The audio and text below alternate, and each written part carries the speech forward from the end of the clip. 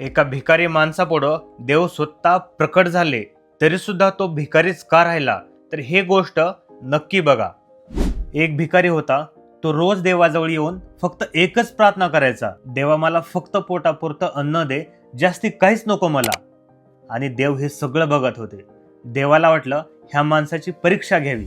आणि एक दिवस त्या भिकाऱ्यापुढे देव प्रकट झाले आणि म्हणाले, तुला काय पाहिजे ते माग. तेव्हा भिकारी रडलेल्या आवाजात म्हणाला, देवा मला फक्त पोटापुरतं अन्न दे. तेव्हा देव हसले आणि विचारलं, सोन्याचे मोहरे चालतील का. भिकारी क्षणभर थांबला, मग म्हणाला, देवा फक्त थोडेसे मोहरे दे. तेव्हा देव म्हणाला, त्यासाठी एक आट आहे. तुझ्या झोळीमधून एक जरी मोहरा खाली पडला तर त्या सगळ्या मोहऱ्याचे मातीमध्ये रूपांतर होईल. तेव्हा भिकाऱ्याने अट मान्य केली. देवाने झोळीमध्ये मोहरे टाकायला सुरू केली. 1 टाकले, 2 टाकले, 10 टाकले, 50 टाकले आणि झोळी एवढी जड झाली. तेव्हा त्या भिकाऱ्याचे डोळे चमकले, त्याची हाव आणखीन वाढली. तो म्हणाला, देवा आणखीन दे, आणखीन दे.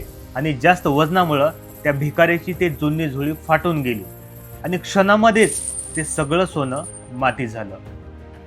गरज भागली होती पण हाव आणखीन थांबली नव्हती. म्हणूनच म्हणतात, अति तेथे माती. आपल्याला जे भेटलं आहे, जर त्यामध्ये जर समाधानी नसाल तर आपल्याकडे जे आहे तर ते सुद्धा गोष्ट आपल्या हातातून जाईल. मित्रांनो, हा विचार जर तुम्हाला आवडला असेल तर नक्की लाईक करा, शेअर करा आणि फॉलो करा हर्ष विचारला.